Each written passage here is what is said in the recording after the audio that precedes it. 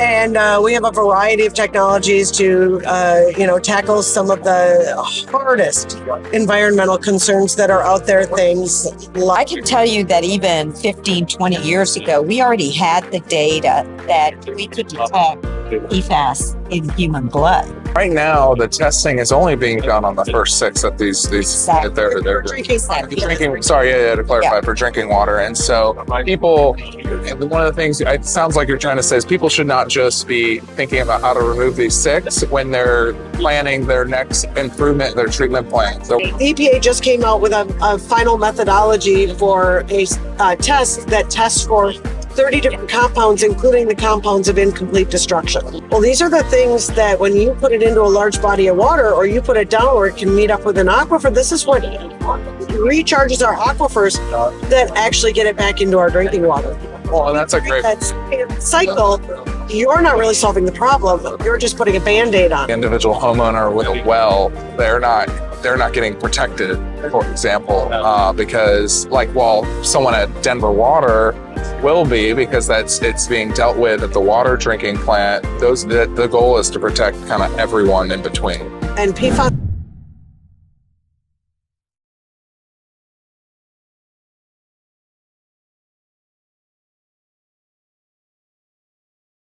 Hey everyone, thanks for coming to today's show. I've got Sally and Tonya with BioLargo. Thanks for coming on. Thanks for having us. So give me a quick overview on BioLargo. Catch everyone up. BioLargo is a tech innovation. Our motto is to make life better. And we have a variety of technologies to, tackle some of the hardest environmental concerns that are out there. Things like PFAS, micropollutants like ibuprofen and pharmaceuticals in your water. We tackle odor in wastewater plants, not always easy to do, where we actually eliminate the odor instead of masking it. We now have a new battery division with a liquid sodium battery that we just did a ribbon cutting on our pilot plant in Tennessee. And as always, we're looking for ways to, help the environment and help people's lives be better. Sweet. So talking about PFAS, because essentially in Colorado, they're starting to test, well, I think everyone in the US, they're testing all their source water, or actually effluent at the plant, but should be testing source water. I guess you've had a lot of experience. Where do you know kind of how they determined that was something we should be removing? Yeah. So it's been a long journey, right? So the agency for many years. So I worked at the U.S. Environmental Protection Agency in their Office of Research and Development for a number of years. And I can tell you that even 15, 20 years ago, we already had the data that we could detect PFAS in human blood. So we already knew that far back, right? So that whole process has been, we knew about it. Did we have a lot of information on potential adverse effects? I think there are many studies out there that kind of, it's very harmful to humans. And from that, there's processes in place that are part of the overall authorities that the federal agency has to collect data on the occurrence of these contaminants, just to find out, is it really widespread? What kinds are out there? And so there's the process is an information collection rule for unregulated contaminants in drinking water. And so over the course of years, utilities, primarily the larger utilities, they collect the information on the occurrence of these chemicals. And that's what's gone on here over the last few years, so to speak. And as a matter of fact, the agency is still collecting data. So there's 25 more that are like being measured. 25 other contaminants that are PFAS. Or native that are in on the unregulated contaminant so When we have that. we talked last year, I told you that the first ones they were looking at were not. That wasn't the whole list. That wasn't the list. If I remember correctly, it was the original pyramid was 4 to 8 to 16 to 25 to 40 to 60. Yes. Yeah. So there's still an active data collection that is going on. I think it's important also to note that the agency develops, health advisories. These are non-MCLs, that maximum contaminant levels in the air. But through time, the agency has looked at, risk assessments and has developed, numbers. And at first it was 70, right? That they were looking at as the health advisory. And then it was very quickly brought further down. And then just this year, under the authorities of the federal safe drinking law, the agency did establish maximum contaminant levels for these PFAS to, just begin the process. But that's just the beginning. And that first step was just drinking water. We know that the PFAS, these fluorinated compounds, are in wastewater.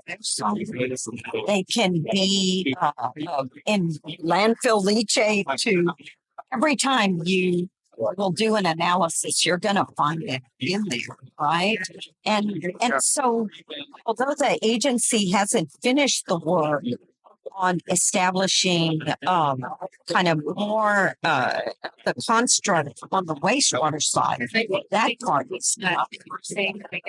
And then there's the whole part about, are these compounds hazardous?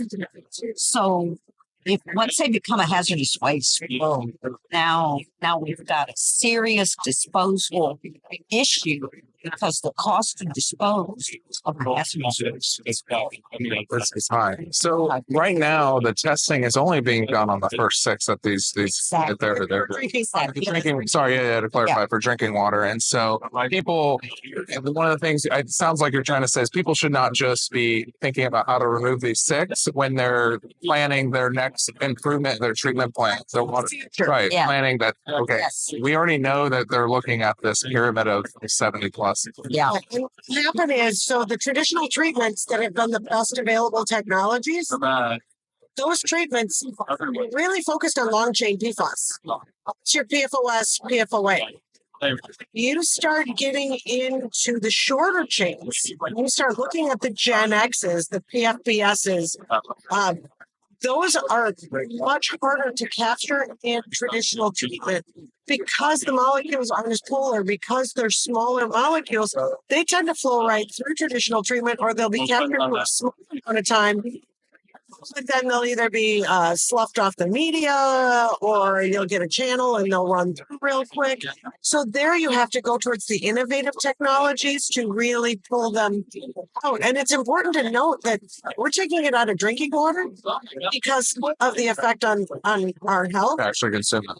But if you don't take it out of the wastewater and out of the leachate, you can't break the cycle. Yeah. Because most of your wastewater plants, most of your leachate is either going to be done into a stream discharge, a water discharge of some point, a lake, a stream, whatever, or it's going into a deep well injection. Well, these are the things that when you put it into a large body of water, or you put it down where it can meet up with an aquifer, this is what recharges our aquifers that actually get it back into our drinking water. Well, that's a great cycle. You're not really solving the problem. You're just putting a Band-Aid on it. Because, for example, the individual homeowner with a well, they're not getting protected, for example, because someone at Denver Water will be because it's being dealt with at the water drinking plant. The goal is to protect kind of everyone in between. And PFAS migrates in an aquifer very quickly. So it will migrate just because it's injected, or it finds its way into an aquifer, 2 miles from a well. You could see it in that well that's 2 miles away fairly quickly. Like a year, month, or Depends on the water table. just how it goes. Okay. And the aquifer too. That But it is a chemical that migrates quickly. So what options are out there to remove PFAS? Yeah.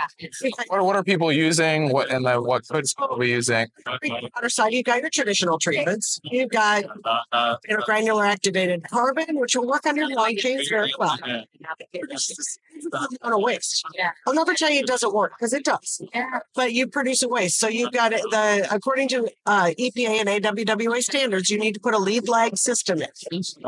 That means for 1 million gallons a day, you're putting 160,000 pounds of carbon in. Yeah. When that carbon is spent, whether that be a year, 2 years, 3 years, depends on how many short chains you have, what your PFAS contamination level is. You've got 160,000 pounds of carbon plus water weight to dispose of. Between transportation and disposal right now, you're talking $5 a pound. Chucking $3.50 a pound to put more carbon into the system. You have the option to reactivate the GAC, but right now, reactivation of GAC being approved is very rare, if at all. So most of the time, you have to take that and use it into something else. You got ion exchange, but again, it's a once-through system. Right now, regeneration of ion exchange is not allowed. So again, once you use up that media, you've got a lot of media, a lot of waste to either incinerate or put into a landfill. RO takes it out great, but you've got to actually treat a concentrate stream.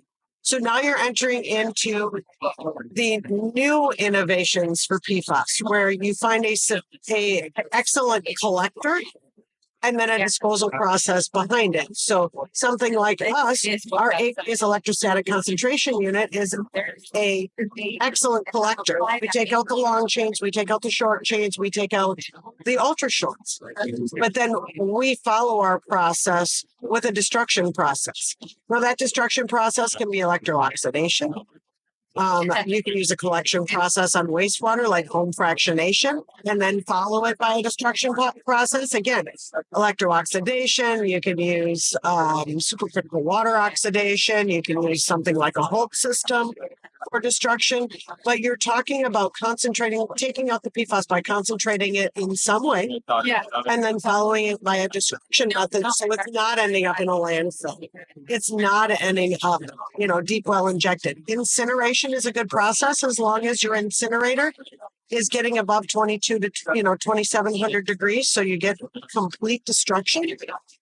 And they're doing their stack test to make sure it's not going into the air. Oh, that's a fun one. Okay. You don't want, so EPA just came out with a final methodology for a test that tests for 30 different compounds, including the compounds of incomplete destruction. What they're looking for is destruction processes that are putting things into the air that shouldn't be. They also came out with 1621, like I said, where you're talking about getting complete destruction so that you don't find any absorbable fluorine molecules, which will come from bottles. And talking about, can you tell me a little bit more about the destruction method? So you're collecting it in the aqueous solution and then destroying it with. We collect it onto a membrane. Okay. And then we have a process that we strip it off of the membrane and then we send it through a different type of electro-oxidation where we get full destruction salted out down to inert salts. So, and what can those salts be like applied somewhere? Does it have to go to a actually landfill? non-hazardous, so they can actually go to a landfill or they can be reused in other things if somebody would choose to. But they are non-hazardous. We have taken all of the PFAS out of it. So for us, we take, like I said before, 160,000 pounds of carbon. Our same system with the AEC would produce 2 to 4 pounds of waste. We would take that waste and then we would run it through that destruction process, and there'd be no PFAS left. So you just go in the dumpster in the back. It doesn't need a different. No, it doesn't need a different method. Okay. Tell me about like the setup and the operations of like the different flow ranges. How big are some of these units? And Half gallon a minute, and we're a modular system, so we can go all the way up. So we have designs over 3,000 gallons a minute. But we run our system as a service exchange. So what we do is we actually come in. So when our module is used up, we actually come in, we exchange that module. We'll take the old module back and we'll do all the membrane stripping and everything away from the customer site. I don't want to do the destruction on the customer site. I want to do it under the watchful eye of a chemist to make sure that I get complete destruction, and nothing that I do is going to cause harm later by kicking a can down the road and having something come up. So we do it all under a controlled facility. So you kind of like source all the destruction in one spot, so you can really control that environment and guarantee an end. Yeah, but something we do that other people don't is we put a process guarantee with our system. So for the length of our service contract, where we'll come in and exchange those modules, we'll give you a process guarantee that we're going to remove your PFAS and we're going to destroy it. We give you something back that says we destroyed it. Oh, like a certificate. Like a certificate, it takes the liability off of your case. Okay, cool. So do you have some case studies you could share? bestpfastreatment.com. Okay. That's going to have all of the case studies up there. People can, get in contact with us on that website, and we'll be happy to share information with them.